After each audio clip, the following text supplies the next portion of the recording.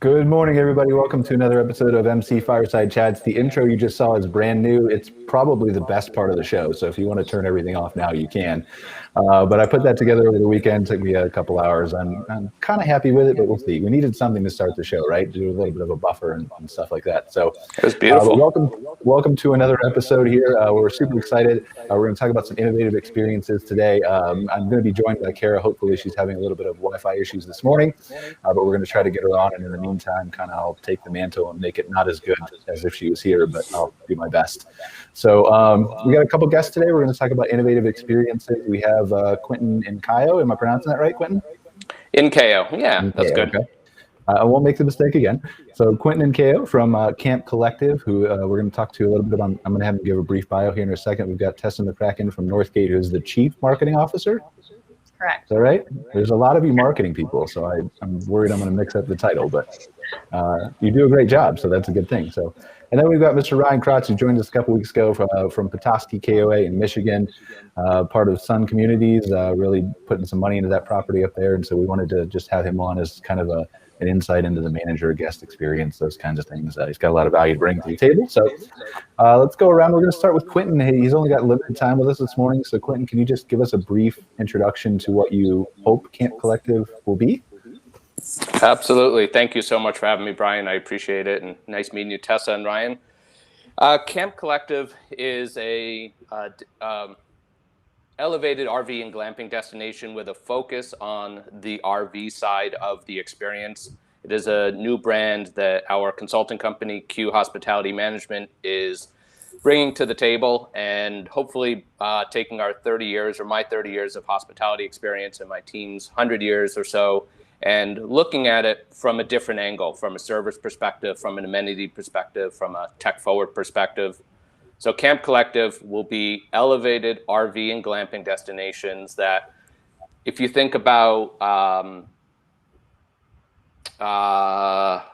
Ace Hotels and WeWork, and you blend those two together, Ace Hotels being hip, trendy, fun, cool vibe, good services, good food and beverage, and WeWork being obviously work-focused and strong Wi-Fi and what have you.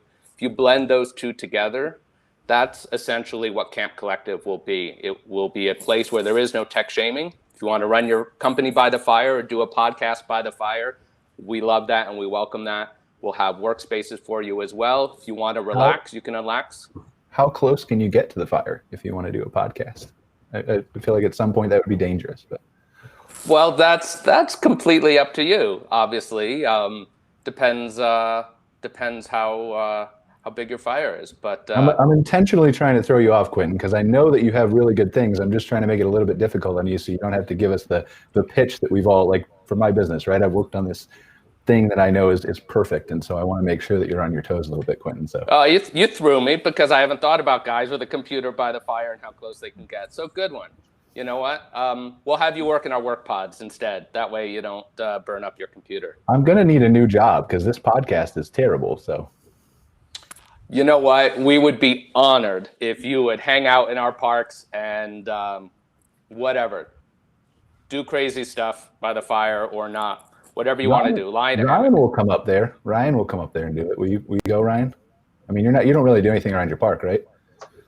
That's funny you're saying that. I'm watching as the KOA inspection team just rolled in, and yeah, I got nothing going today. Just Memorial Day coming up. It's fine.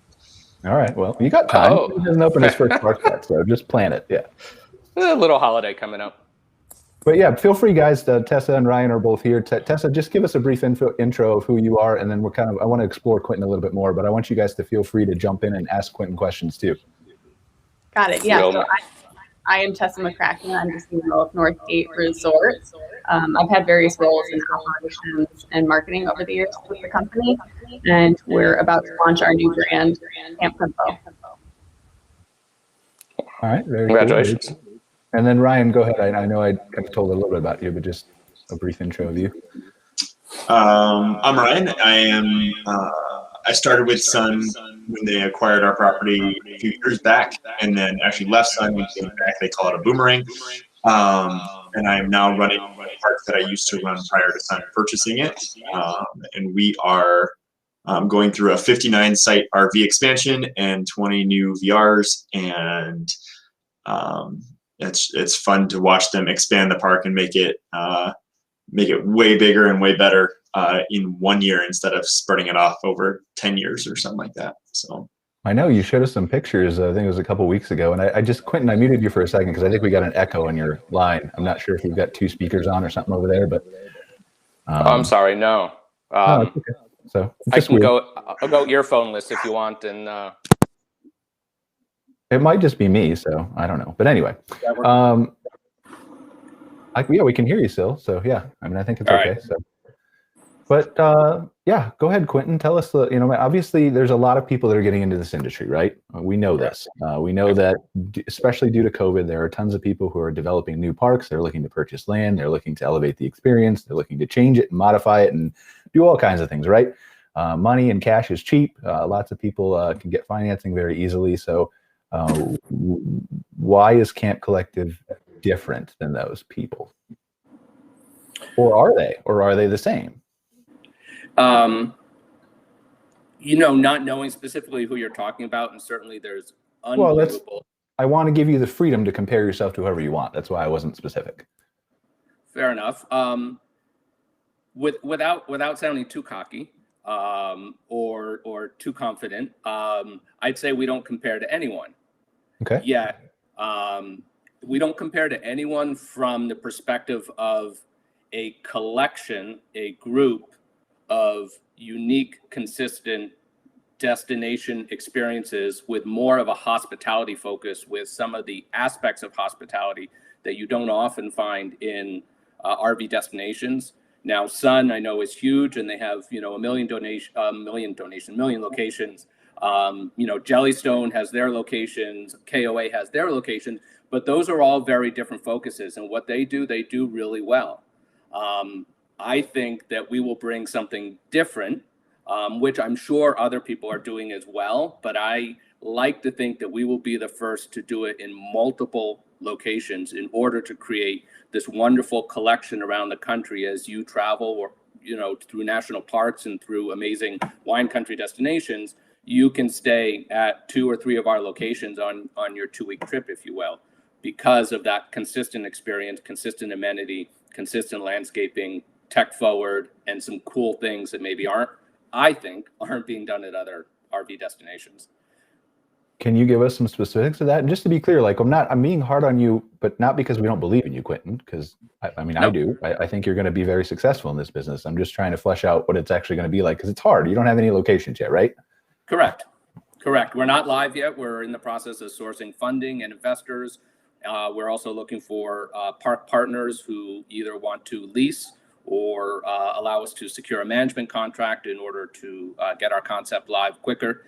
We have management experience from managing hotels, so we're going to transport that onto managing RV destinations by putting our brand on there and rebranding it to the extent that works, or of course a lease. So no locations yet, but the goal is hopefully 2 this year and 3 to 5 the following year, and each subsequent year. I just think, again, it's maybe my cockiness or my confidence from being in the hospitality industry for so long and being in the independent hotel side of the hospitality industry, where you could do what you wanted, to think outside the box and create an experience and create amazing amenities and say what you want and wear what you want. So that's what I haven't seen. Not that it doesn't exist, but that's what I haven't seen in other RV destinations that are more elevated. And so that's really the difference that I hope we are bringing, so that people have this consistent, fun, unique, memorable experience in a really cool destination with great food and beverage. And you asked me a couple of things. Yeah, a couple of things that you think really kind of that the RV industry maybe isn't doing yet, that you will. Well, I don't want to say that the industry isn't doing it. I would say that it's not consistently across many locations. Okay. I'm sure there are, one-offs all around the country doing all this, and we are definitely not reinventing the wheel. I'll be the first to say I think we're putting better wheels on the RV, but we're not reinventing it for sure. So I don't consider this a disruptive experience, but I consider it more unique and service focused. So we will provide room service to your RV sites and to your glamping units. So our mix is probably 90% RV, 10% glamping. We will provide room service. You can order from an app or you can order from our website, however we make that work. We'll deliver right to your RV destination, which I know some are doing, but not a lot of them are doing. So we think that's unique. We will have a special morning food and beverage program in our curated camp store. We'll have an evening wine and beer program.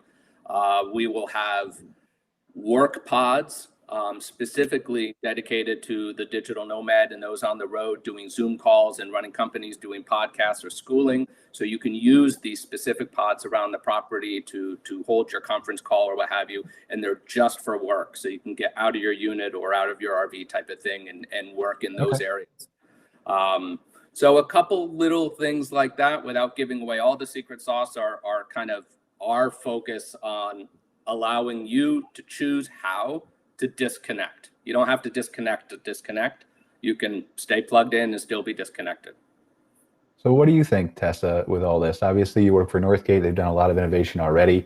We're going to talk about Camp Fimfo in a couple of minutes, but what's your take on what Quentin's saying? Is there room for this kind of innovation in the industry? Yeah, certainly. And I think that there's room just in general for more highly amenitized campgrounds. You know, it's really hard to get a reservation this summer as it is. So I definitely think there's room for this concept. So what are some things let's start with Northgate before we talk about Camp Fimfo, right? What are some things that Northgate is doing to kind of elevate the experience that you've maybe already deployed at parks that we just maybe don't know about at a scale?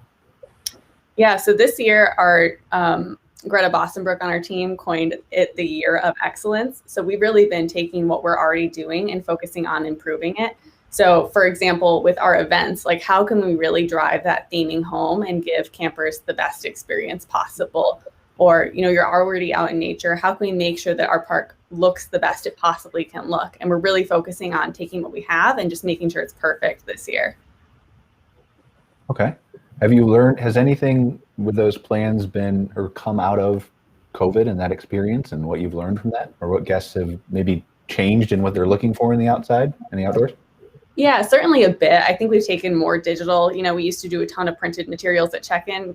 Guests don't need that now. People are really used to using QR codes and we're just not printing as much. So certainly some things have came out of COVID, but I think more has just come out of the rapid growth we've seen over the past few years. You know, we've been adding parks, and we just decided we really need to take a step back, even though we did pretty much double our portfolio this year. Sit back and take a look at what we have and really make sure that it's perfect and how we want it. So what are some things that you guys see? Like, obviously it's the year of excellence. You touched on it a little bit with Northgate. What are some areas that, I mean, maybe you would push into if you had your choice at parks? Push into like push the industry to innovate, right? Oh, what are some things that you see are low-hanging fruits that could be easily corrected by maybe even independent park owners? Yeah, I think that the park model cabins, for example, everyone kind of has the same type of cabin right now. And this year we brought on a design team into our office, and we're really trying to make our cabins stand out going forward to make sure that, you know, you can have a park model, but it's something special that you can't see the exact same thing at every campground. So I don't know if you were manufacturer for that. Is that Skyline? What?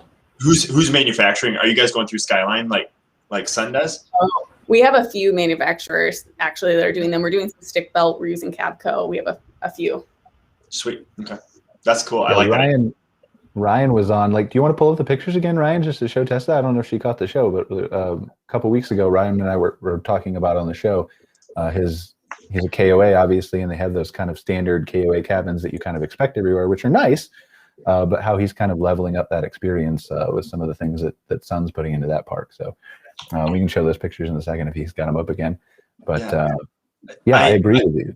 I 100% agree. I think, man, that's super cool to think, because you're right. Like even the buildings we're putting in now, they're super cookie cutter and like, yep, this is what it is. And you get 3 models, and, you know, we're working with Skyline directly with Sun. I think Sun they have a contract with them, but, you know, you get 3 models. You want the loft unit or the not loft unit. And you're like, oh man, yeah, I just wish there was something cooler. And you like try and design the outside where you get 6 colors. Like, okay. Mm-hmm.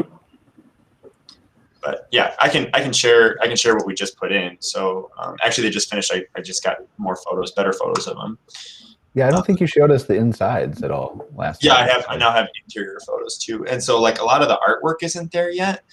But like this is not, you don't see these at KOA, but you know, a lot of the Sun properties, this is what they're going to, is these tiny houses. You know, I would not consider them a cabin at all. I would consider it a tiny house.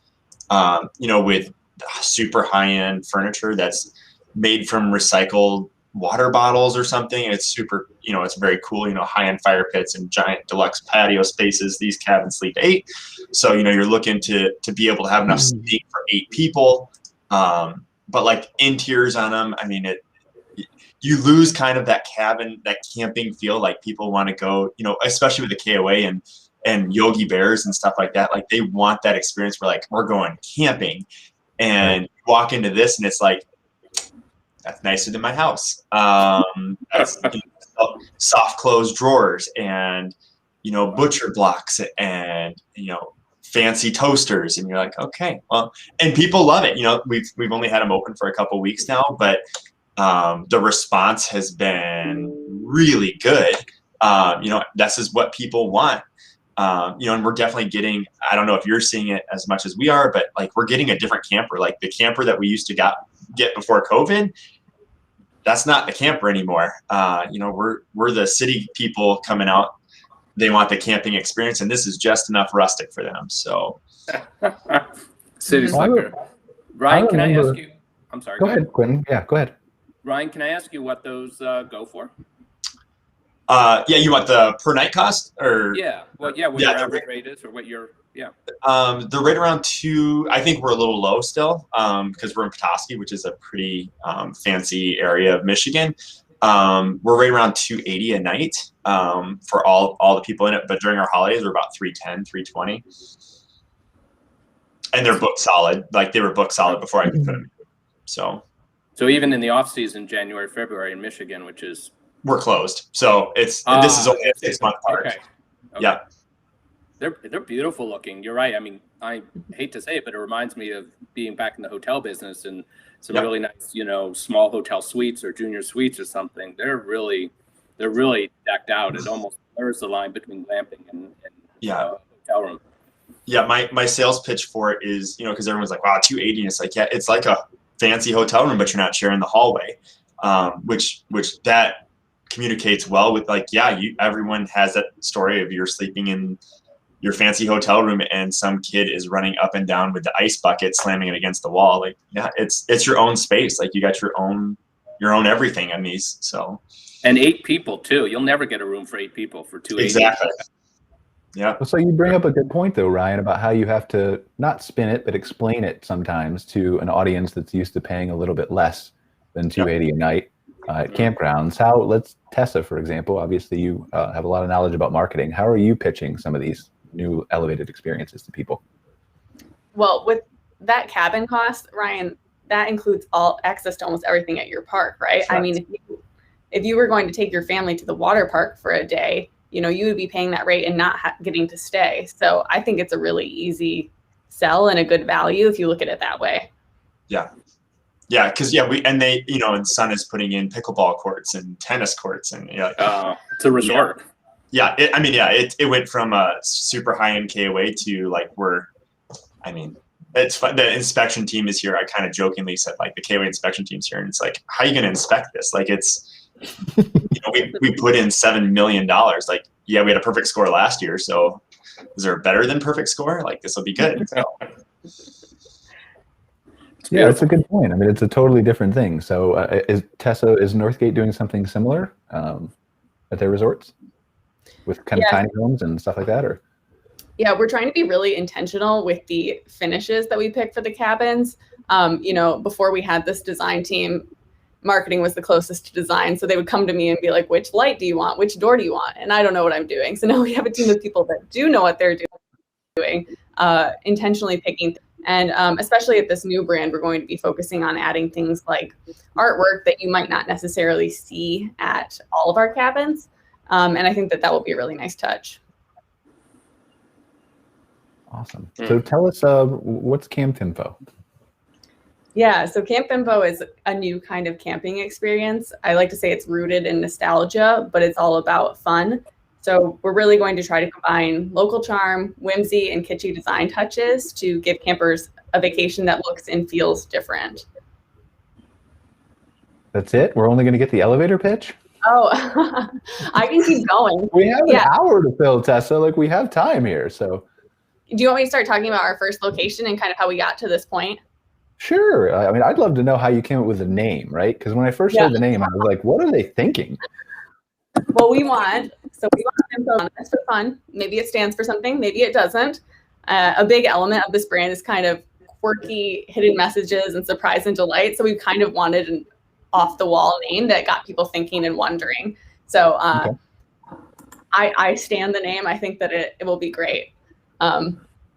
But yeah, so our first location is going to be in New Braunfels, and that's going to open on July 1st. And we actually have a Jellystone 1 mile down the road. So our Jellystone Hill Country is literally 1 mile down the road, which is kind of why there was this great piece of property. We knew we wanted to put a campground there, but it wasn't going to be a Jellystone. So that's kind of what caused us to push ourselves to come up with this new brand. Yeah, New Braunfels is a huge area. There's a lot of resorts down there, right? It's near that Schlitterbahn, is that right? Right there? Mm-hmm. Yeah, there's a lot of cool stuff in the area. I mean, Texas Hill Country is great. It's one of my favorite places, and this property's right on the river. So great for tubing and, fishing and all of that. So how does Camp Fimfo, I don't want to say best the Jellystone experience, but how does Camp Fimfo, obviously other than the mascot, right? That's different. But how is Camp Fimfo going to change that experience? Why is somebody, let's say somebody who's looking for a resort experience, all the amenities that Jellystone normally provides, if they're coming to New Braunfels, why are they coming to Fimfo instead of the Jellystone? Yeah, and Jellystone really is great. We love Jellystones. We have 14. Obviously that works for us, but I think it's just a little bit different. So this Jellystone really caters to kids up to 12. We're going to have more adventure experiences at this location where it might appeal to families that also have older kids or even people that don't have kids. If you want to, we've been trying to do more event spaces at our properties too. And I think that sometimes we get feedback that people are a little hesitant to have their, corporate retreat at a Jellystone park. Not sure if the name kind of scares people away. So we're hoping to have something that is still family friendly, still really fun, but might, broaden the audience a bit. So is it going to be super high end finishes? And is that kind of, because that's kind of the difference with like KOA and like everyone thinks of KOA as like the kids family park. And so your next park is going to be more like the adults, like wine and beer on the back patio and stuff like that. Is that what you're kind of going for? Yeah, certainly it's going to be higher end, but I wouldn't say we're going to be as high end as collective retreats or like an auto camp. We're still very fun. You feel cozy there. You don't feel like you can't touch anything. Approachable. Yeah, yep, exactly. Approachable fun. Your website reminds me, outside of weights, it's kind of cool. It reminds me of camping when I was a kid. It's just the first image reminds me of going with my dad camping or something back then kind of thing. So that's great. Cool. Yeah, it looks good. I think that's probably one of the highest compliments a marketing person can get. So that's awesome. Wow. Huh. That's cool. I love it. So what is if everything goes well with Camp Fimfo, with this new location, obviously you're going to be packed. There's no question about that, especially with the interest that we've had in the outdoors. But if everything goes well, where is Camp Fimfo in 5-10 years? We definitely have plans to add more locations in 2022. And so I would hope to keep adding a few more locations every year. I don't know exactly where those would be right now. We have a couple, I'm not ready to say where yet, but we have a couple that are slotted to be Camp Fimfos. Okay. And Tessa, is it RV focused with some glamping, or is it glamping focused with RV? Oh yeah, I should say. So we are going to have glamping options, then your traditional kind of cabins that you'd see, and then RV sites too. So I would say equally focused, but more focused on glamping than I would say our Jellystones are. Okay. So it's an interesting question, though. You bring up glamping. We talked about the differences in the cabins with Ryan's property and how you're kind of limited to the paint touches and the finishes and all those kinds of things.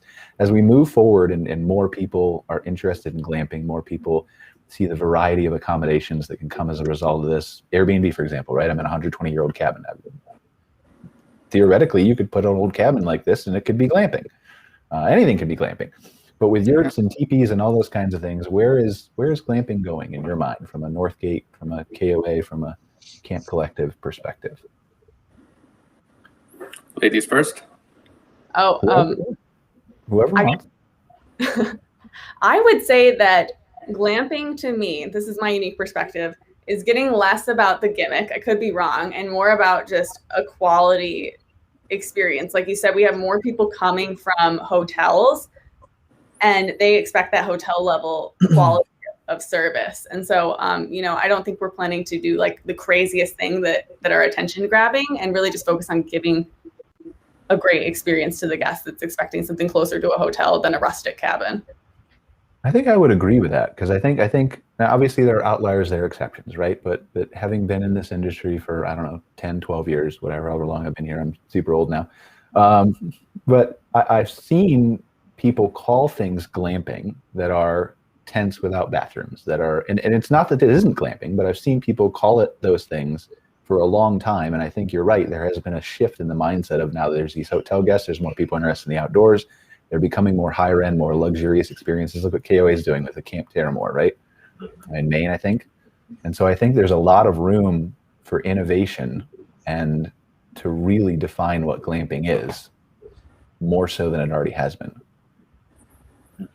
I agree. I kind of feel like it's got a little bit watered down, or a little bit kind of spread out. It's almost like the boutique hotel rates. You had Kimpton hotels, and then Intercontinental bought Kimpton, and now all of a sudden they have boutique. Oh, Kimpton was fantastic. Like, I would go out of my way like 100 miles to stay at a Kimpton. Because absolutely. Have you guys ever heard of this brand? Like, I don't want to divert too much, but yeah, Kimpton had this amazing loyalty program where I could stay like 7 times in different cities and get 2 free nights and all kinds of like luxury wine tasting experiences, and every hotel was different. And so I understand what you're saying. And so Kimpton was, yes, ISG killed it for sure. And that was their way to get into the independent hotel industry. They bought a group and boom, now we're at independent hotels. That watered it down. And I think there's somewhat, and I'm probably a little bit guilty of that as well, I think that there's somewhat a watering down of what glamorous camping or glamping was originally meant to remind people of or be. Because it can be anything from tents without bathrooms, like you said, to fancy cabins that, like hotel suites, to, we're looking at maybe doing shipping containers, or we're an advisor to a cool company called Tree Walkers, which is doing these tented tree houses that will become, a franchise and will, be around the US, which are really cool looking. It's just another version of, of what you can stay in and spend the night in. At the end of the day, I think I agree with Tessa. It doesn't matter if it's a tent or a yurt or a shipping container or whatever it is. It's really about the experience. What kind of experience are you giving? What are you creating? What are they going to take away? Where are they going to go, oh my God, I have to go back, not because it was a tent or a yurt or a teepee, because it was a tent, a yurt, a teepee, and the amenities were amazing, and the service was incredible, and the location was gorgeous, and. And I think it's really about the experience of whatever you use at the various different levels, from the Motel 6 level glamping to the Four Seasons level glamping, and everything in between. So for me, it's experience. The unit you stay in helps that experience. It's really not, I think, at the end of the day, just about the unit. Yeah, you're breaking up just a little bit, Quentin. So we caught most of what you said, but maybe just come a little bit closer to the mic. I don't know. I just want to make sure we're hearing you. I know you have to go, Quentin. I know you're only here with us for the first half hour. So let me ask you this question before you leave. Is there a point in time, coming from your hotel background experience, is there a point in time where the Marriotts and the IHGs and the Hiltons and the Hyatts get involved in glamping and figure out a way to scale it to the point where it becomes cost effective for a franchise model like that? Unfortunately, I think yes. The answer is yes.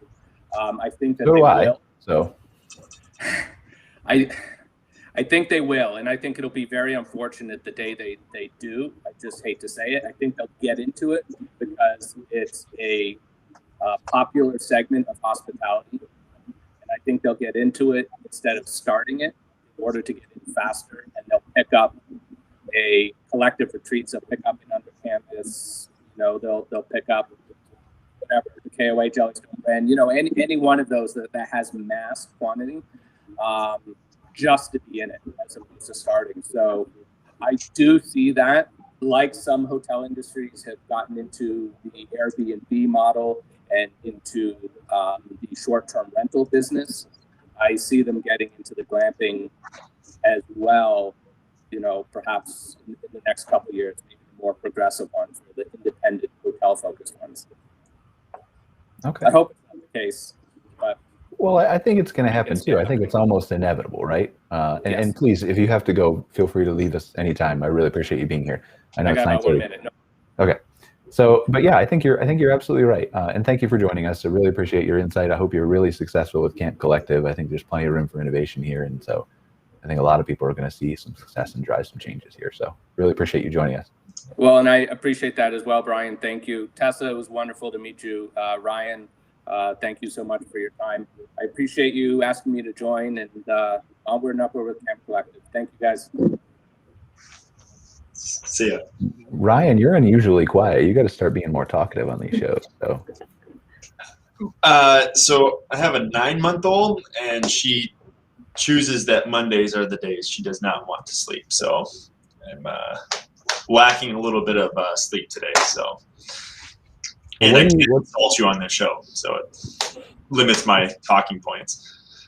What do you guys feel about what Quentin said? Is this inevitable that Marriott and the IHGs are going to come in here? Because I think it is. I think at some point they're going to figure out how to scale glamping, whether it's vertically or spread out or somehow.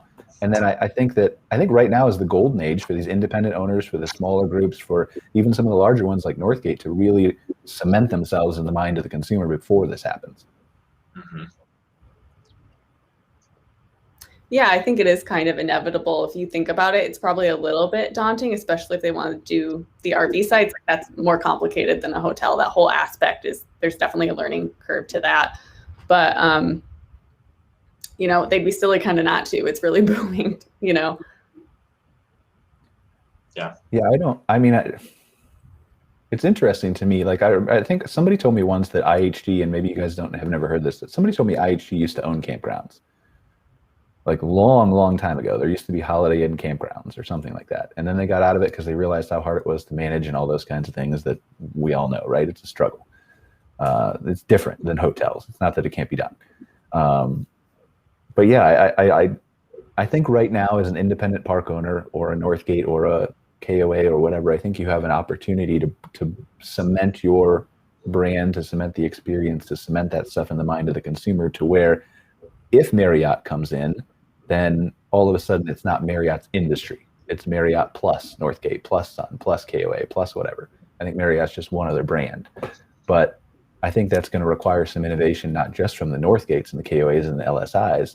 I think it's going to require innovation from some of the park owners. And so one of the things that interests me, like we were talking about glamping and how widespread it's been and how it's evolved. Do you think this was intentional from a park owner standpoint to take advantage of that glamping word and to use it as easily as they could? Or do you think that it was just kind of a casualty of, here's what I think is going to do well?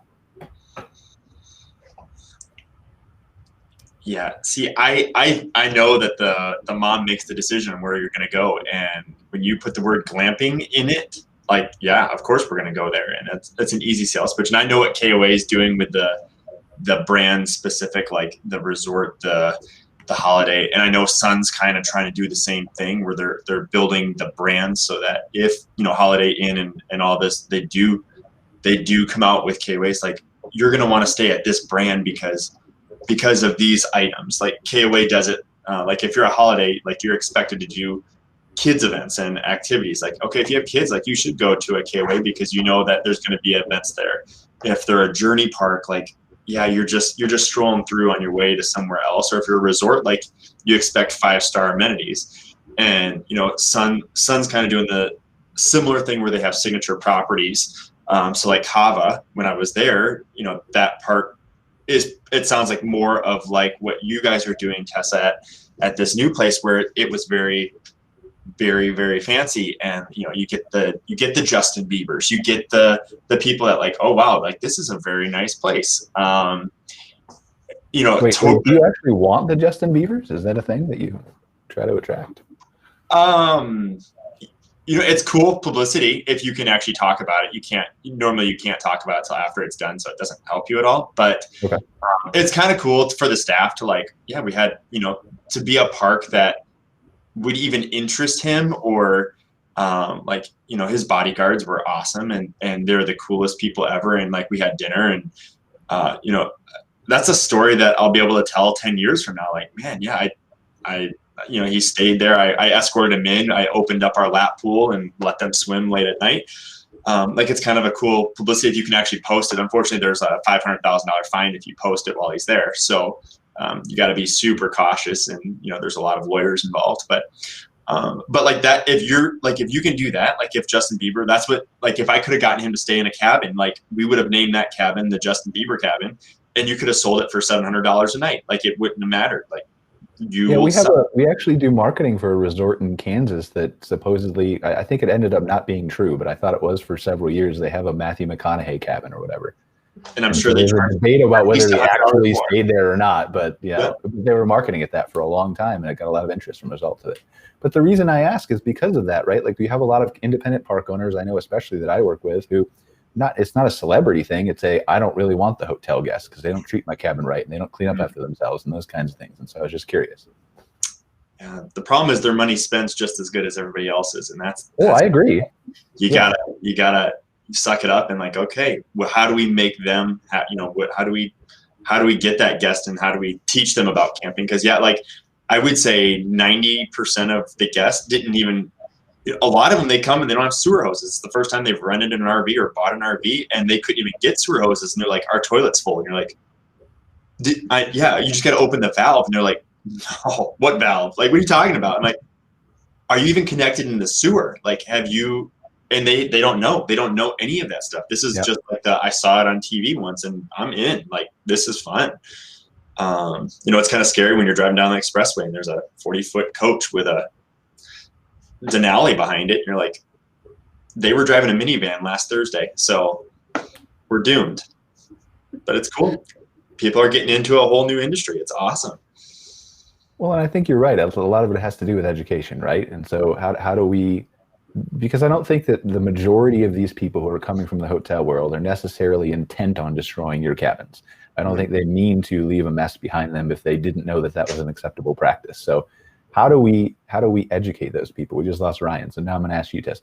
How does Northgate, for example, tackle that from an education standpoint? I think they're not trying to be a difficult guest. They probably just don't know. Like walking through someone's campsite, that's a no-no, but they might not even realize how rude that is. So, we've done some kind of blogs on our site and tried to softly incorporate that messaging into our camp rules to encourage the hotel guests or, the RV renters to be mindful of the camping culture and keep it a nice space for everyone, the RVers included. So one last question on glamping here, and then I want to shift a little bit to amenities because I feel like if we're talking about innovative experiences, right? But with what kind of role with glamping do you see? Like obviously there's the Suns and the Northgates and the KOAs and the LSIs that we referenced that are going to keep kind of a consistent experience across whatever their brand is. Camp Fimfo is going to have the same experience at its different locations, those kinds of things. And so for people who follow those brands, who follow Camp Collective, who follow those kinds of things, they're going to have the same experience or relatively the same property to property. For the people who aren't so brand loyal, though, is there a role that, like, is Airbnb continue to be the driving force with some of these unique accommodations, even at campgrounds, that it is now for people to find exactly what they're looking for from a choice of 40 different yurts and teepees and colors and cabins and all those kinds of things? Or how do you see that working? Everybody jump in all at once, please. You're the marketing guru here, huh? I think Airbnb has made a sharp pivot, in the past year. You can see that they've changed their website and, they're going to try to stay. People are in the outdoor space to stay, but I don't think you can easily rent an RV site on Airbnb right now. And, there was a huge boom in people buying RVs. So for those RV owners, they're going to be more likely to turn to like a camp spot or something like that to find their next trip. And if they want to go out in a cabin the next time, they can go to Camp Spot and get that as well. So I don't know that Airbnb is going to catch up that quickly with the RV component. Well, I don't think they are either. I'm just talking specifically about glamping and the unique accommodations, right? Because there are advantages for people who go to the Expedias who are price searching. And so I think that there's an advantage to Airbnb or whatever the website is, HipCamp, Camp Spot, whatever, to aggregate those in a way where they can see like 10 different cabins and, oh, that one's red and red's my favorite color and I want to stay there, right? Something like that. Yeah, if you book I guess some people do list their inventory on Airbnb at these private campgrounds, but, I think that campground culture isn't something glampers necessarily know they want, but like it when they see it. There's an experience when you're at a campground of, the neighbors, you drive around on your golf cart. I just think it's really nice. Like when I go to our campgrounds, I like to sit on the porch, wave to people, say hi, talk to people, and you just don't get that at a hotel or at an Airbnb. Oh, I agree. Yeah, I agree. And so I'm on the fence, really. Because obviously there's the argument that Camp Spot makes, for example, right? About OTAs and the high fees, and I agree with all of that. And then the flip side is the marketing and more reach and how. And so I don't think I'm on one side or the other yet. Where do you fall, Ryan? So we're going to be in this realm next year we're adding 20 new VRs. And so it's like, okay, yeah, we're like, our market up here has been so solid that we've never needed help with selling our VRs or unique accommodations. And this will be the first time we're like, okay, we're adding 20 at one time. It's like, I'm used to, smaller companies where you add one and okay, yep, that one's sold. Okay, add another one, that one. And so this is kind of a new territory for me. The nice thing that we have is we have both KOA's marketing and Sun's marketing going after, with a lot of photos and Facebook is mind-boggling how much positive or negative attention you can get off of a Facebook post. And like, man, like I can watch our phone calls go crazy. And there's not a good way right now for Airbnb to communicate with K2. There's some workarounds where you can like, okay, this kind of links together and they can make a reservation, but it's still up to the staff member to put it in. It's a hard pivot to like, okay, the IT guys, now you got to figure out how to make all these websites talk to our software and figure that out. And you miss one and that's going to be a bad weekend for you. I don't know. I do think that the positive, if people aren't Googling like beautiful campgrounds to go stay in a cabin, they're looking for a house. And the first thing that pops up is Airbnb most of the time, unless they know that they want a campground. And you kind of almost have to, like, I think the digital marketing is everything. Like if you don't have a good marketing firm, and like, that's why I'm stoked to meet you, Tess, because I'm like, man, like there's so many cool ideas out there that, from, putting the manager out and like, okay, this is like, let me talk like campfire talks. And like, this is what, so that people know, like, this is what camping is. Like, this is where I want to take my family. Or, maybe you don't want families. Maybe you want like, you need to show that your park is quiet and your Wi-Fi is good. And because otherwise, yeah, you're doomed. And yeah, Airbnb is so convenient. You can get a house on a Lake Michigan right now for, $1,900 a month and no one even blinks. So I don't feel like that answered any of the questions, but that's all my thoughts all blurted out into whatever. So sorry, Brian. No, I mean, I think it's valuable insight and information. And I think that's kind of what we're driving after, right? What does this dynamic look like in the future? Because innovative experiences require innovative solutions and innovative marketing, and it all ties together, right? So I think we got about 15 minutes left. Let's switch to amenities real quick. So I know we touched on it briefly with Camp Fimfo, but let's start there. What are some of the ways that Camp Fimfo is changing that amenity experience, or what people can see and do when they're there? Yeah, so we're really not going to do a copy and paste of the Jellystones, although some of the amenities still might overlap. Water amenities are king. Everyone wants a pool. So we'll continue to add things like that. But with these locations, we're really going to focus more on the natural or adventure amenities. So, I mentioned tubing down the river. We are adding a huge zip line, for example. So really doing some of those more adventure attractions. And also even our activity lineup is going to be different. like I mentioned, Jellystone stops at 12. So doing some more planned activities and workshops that can appeal to a broader age range and even adults. I think we have seen that on our surveys about our Jellystones is, you know, this is great for my kids, but there's nothing for me to do. So finding things that they can do together or do without their kids. You know, one of the coolest parks I think I was ever at when we started Insider Perks a long time ago, before I was doing marketing for whatever how many campgrounds I'm doing it now.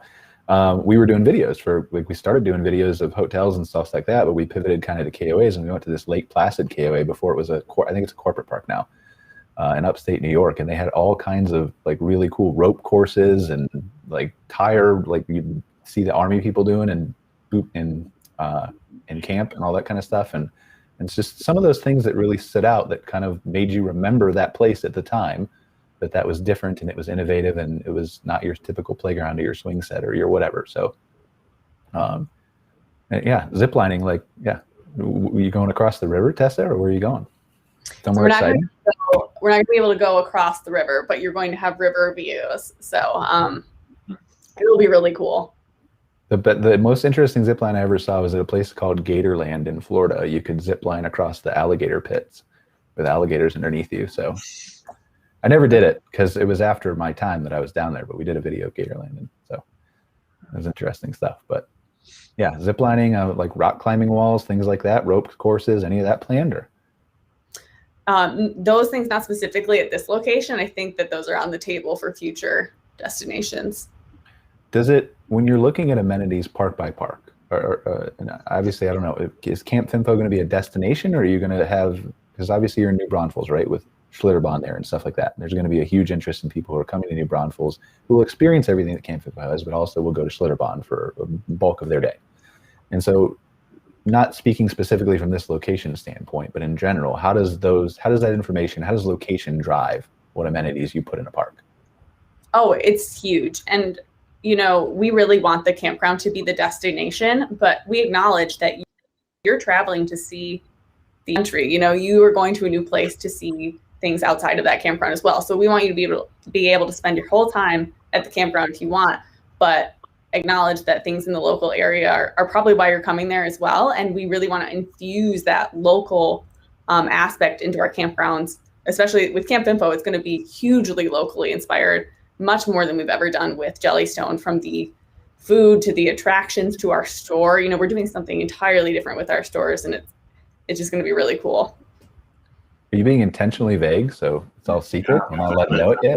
Oh, I don't need to be. I think just, you know, with our Jellystones, you know, they give you the merchandise that you put in there for the most spot. It's our first time having to design a merchandise line, or, you know, we just were less intentional about going out and finding local vendors. And New Braunfels has a huge arts community, for example. So what local products can we bring into our store? And, you know, really everything reflecting the local area. What do you feel, Ryan? I mean, obviously you talked about pickleball courts, right? Shuffleboard, stuff like that you're doing up at your property. So how does that shape what you guys are deciding to add? So I actually want to talk more about our store. I'm really interested in, so like local. Go ahead. So you guys do you know what the square footage is of that store? Is it a big store? You guys putting a lot of focus on getting people inside the store? Ooh, I don't know the square footage, but we're doing a lot more planning with it. And we have a really cool mural that's kind of mimics the campground that we did inside of it. We've never done like something like that. So it's going to be, cool. Yeah, it's really cool. I got pictures of it the other day. I don't have them that I can share with you, but it's just going to look a lot different than our Jellystone stores. Because I would say Jellystone and KOAs seem very similar, where like, yeah, everybody wants the yellow KOA stuff, and kind of where I've taken our store this year is like, I like everyone can get KOA stuff, like it's what it is. But if you can get local like we have a local winery, and we have a local syrup company, and like, which is cool, and it's super fun. And it's very time consuming because once you get it, then it's like, oh man, this is so cool. And it kind of pushes people, like I want to build it more like a community where it's like people are coming here and we're showcasing all these other properties, so that, you know, when we need help, like they're like, yeah, oh yeah, you should stay at the KOA, like that place is awesome and they sell our product. Are you selling Petoskey stones? I have to ask. Of course we are. Of course. And you know what? They have gone, and people can literally charge whatever they want now because they're so like the guy who did the kits was like 106 and he died out. And so we're building our own kits now, but like that's the most popular. We actually added a Petoskey stone polishing class. So like when the real activities director runs it, you know, she really tells the facts about, yeah, this is how the stones get here. And when Ryan Kratz runs it, it is just it's like there's an Indian, oh man, he drops out of the sky and we catch it. And then here we are polishing it. But it is the most, I bet you we have 40 people in the class every Saturday. And you're like, I mean, that's what people want. They love those activities and whatever we can put into the store to like kind of push to the local. Like, I think that's huge. Like I am excited to see what your guys' store looks like. That'll be cool. Yeah, that sounds so much cooler than just your standard gem mining, which standard gem mining is fun, but you know what you're describing is something you can 906 parks do gem mining. Yep. And, you know, what are we gonna do that stands out? You know, like pickleball courts and basketball courts, like everybody's got them. I mean, that's cool. It's fun for the guests. Like, oh yeah, if we want to do that, you know, we really wanted to focus. You know, staffing in Northern Michigan is really hard, and a lot of parts across the country, it's hard. And so, like, how do we put in amenities that don't require a staff member, just in case, like, yeah, we can't get the staff for this. So, like, we have a cafe that I still don't have staff for because no one, you know, it's hard to get workers right now. But, you know, this Petoskey class, like, yeah, we'll just try it and see what happens. And man, it's turned into something really, really cool. So. Yeah, Brian, I don't know if I answered your question at all either. No, but. I mean, I think it definitely did. I think that's something we've been trying to push with our clients for a while. I mean, you look at in the industry, there's other people in the industry who've been doing it too, right? So, I mean, you look at started at the basic level with site maps with Southeast and AGS, who were going around selling advertising to different people in the area and still do. That's one way to build a relationship with local businesses in your area.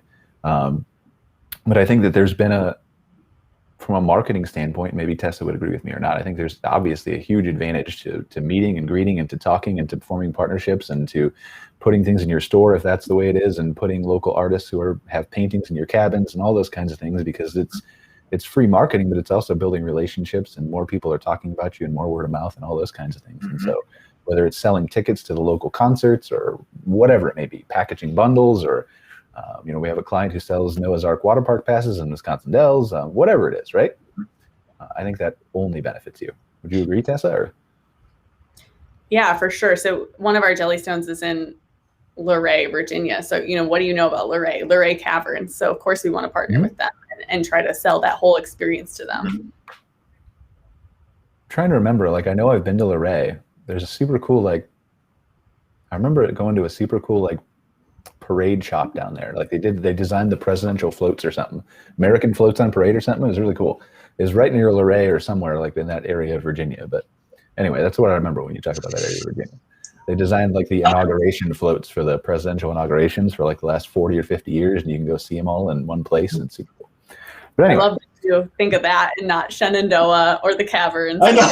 I mean, I traveled for like 3 or 4 years. Right? So I went, like, we were all up on the Blue Ridge Parkway, and what is the Dragon's Tail? Have you ever been on that? Yes, that road's awful. It's amazing. I took a Jeep there too, and we tried to go fast. It was not. Apparently, the Jeep doesn't hug corners like it should. Yeah, you'd think a single on a Jeep would do it, but no. You know, we used to have this guy that worked on a marketing firm before it got huge, and he would come out here and do like drone videos and really cool like video shots, which I thought was super awesome. But then he got big, and now he runs a Facebook video thing every Monday. So yeah, you should really get back into that. That's great marketing. Love to get the old Brian special back up here. I mean, take some drone shots of the new place. I feel like drones are a commodity now. They've gotten smart enough. Like I flew mine into a tree in Arizona, so a couple years ago. But yeah, I mean, anything you can do to showcase your property. You guys know this, and whether that's building relationships or taking photos or drone videos or showing people the experience, it's all about connecting that. I'm used to camping being one way. It's evolving. It's changing. There's people who are pushing and innovating experiences. How do I share that with my guests? Because they don't know that it's there, and to do it on all your touch points too, right? To do it on YouTube, to do it on Instagram, to do it on Facebook, to do it on your Google listings, to do it everywhere, because you never know where they're going to look. Yeah. One of the things I always tell people who are trying to drive a certain subset of guests to their park, right, is the guest who decides not to stay with you, you don't know you're missing. They're not driving by you on the highway saying, hey, I'm going to the park down the street, see you later. You don't know. And so it's very important to manage all of those touch points, I feel like, and show your best side of yourself. Tessa, do you have influencers that you guys send to all your parks that are doing like shots and live photos and stuff? So we don't have one influencer that we have going to all of them. We tend to work with more individual influencers for each property, more regionally. Okay. So how do you, let's just talk about that for 2 seconds, right? How do you find influencers if you're a campground? I mean, I know from a marketing standpoint, you know, Tessa, but how do I find those people? How do I vet them? How do I make sure that if I'm wanted to talk about my glamping and my innovative experiences, and obviously the more people that are talking about it, the better, right? There are reviews of your park that are arguably micro influencers. But how do I attract these people who are going to spread the word about the innovative experiences I'm offering? Yeah, my philosophy is really that bigger is not always better with the influencer, and you need to find those influencers that have the good engagement and, you know, the right kind of followers that match who you're trying to go after, and working more on a regional scale, you know, checking to make sure that their followers are in the area that you're looking to target or within driving distance. You know, we know most people come from 2 to 3 hours to go camping. So, you know, you don't want someone that has all their followers in London, even if they have a ton of them. It doesn't really help. So what are you expecting from an influencer when they come to your park? Like, what are some of the things that you would say are, I need you to do this if you want this? Yeah, so we really obviously we do the whole, you know, you need to post about us. And, you know, sometimes we'll get a blog post out. We really have an emphasis photos, and we give most of our influencers a shot list that they provide to us, because it is hard to get those lifestyle photos. And, you know, sometimes they'll give us video more and more now too, with Reels and TikTok. So that we're kind of moving more that direction. Well, that's some of the, and I'm sure, Ryan, you've had influencers at your park too, but that's part of the reason too that we pivoted away from doing the drones and photography, because it came more of, not a commodity, but there are so many people now. You can pick up a smartphone, take a good picture. There are influencers who have been doing YouTube now for 10, 15 years who can pick up a camera and do a really nice video for you. And yes, you have to vet them, and yes, they're rare. But I think it's a whole lot easier to do that than it was when I was, 2013, 14, when I was at Petoskey. Mm-hmm. So what have you done with influencers at your park, Ryan? We got about 2 minutes here to wrap up. We did a lot at Cava. So we actually, it's so easy. It feels like to go out and take a photo of a cabin with nobody in it. Like, okay, this is what it is. And, but it makes a huge difference when when they come with their own team of people, like set up and do the wine, you know, they're drinking wine around the table. Like, that feels so much more inviting to the guest who's looking online. Like, oh yeah, I'm going to sit there and drink the same bottle like that, look at that. They're having a ball. Versus the empty scenes everywhere. And it's so hard to get the right people there, because, you know, especially nowadays, like, you have to make sure you have the right people in the shot. And, you know, do you have them wearing masks? Do you not have them wearing masks? You know, it's as a campground manager, like that was never my expertise. So I always want to get people who are involved, and I always, you know, we'll comp them if they have enough friends, or, you know, it makes it worth it for us. But it was always hard to, you know, get marketing involved. And like, okay, what do you guys want? What do you want to see here? And, you know, I want to push more towards activity. So I want a team that's coming in that's going to be more activity based and has kids, instead of, you know, the older couple who, you know, they don't like kids and they just want to show you how the wine place is. But yeah, that's hard. I'm actually trying to, I think Sun should really start getting more. They have a few now, but man, those people it makes a huge difference when you get a reel of really good photos and you're like, I can use these for the next 3 years. This will be awesome. So yeah, because some of them don't age. I mean, I think you're 100% right. And to your point about structuring what the content of the photos is, well, one thing that stuck with me, like we still do manage reviews for this tiny little hotel in Daytona Beach. Very small, like it's actually probably a motel. But one of the things he said to me, it was one of our first clients ever way back in 2009, 2010, was that you know, when you were going around, we were taking photos for him at the time.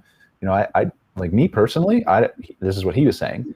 I don't like to see people in photos because I want to imagine myself in those photos. And so I think it's very different depending on each guest, right? And so I think where I sit, and maybe Tessa disagrees, and I mean, maybe I'm not saying this right or wrong, but where I sit is I want the people photos all over my website, and I want the empty photos where people are looking at what are the amenities of the cabin and things like that. Mm-hmm. But all right, well, we are out of time. So do you guys want to wrap it up? Any final sayings about Camp Fimfo or anything like that we should know or look forward to? No, Camp Fimfo going to be opening July 1st, and we'll have a lot more photos coming out here over the next month or so as we finalize things. So stay tuned. I think it's going to be really cool. I'd love to come back and talk about it once I can say more. Once it opens to the public and nothing's a secret anymore. Okay, gotcha. All right, well, we'll have you back on. Photos and everything. What's the website for Camp Fimfo? Is it just campfimfo.com? Yep, campfimfo.com. Is that why you chose the name? Because nobody else had the domain, or? It was a very cheap domain, not gonna lie. All right. Well, thank you so much, Tessa. I really appreciate your time for coming on, spending some time with us today. Ryan, as always, appreciate you coming back on and sharing some stuff about the KOA. And we'll see you guys. I think we're gonna take next week off, but we'll see you guys soon. So take care. Have a good day.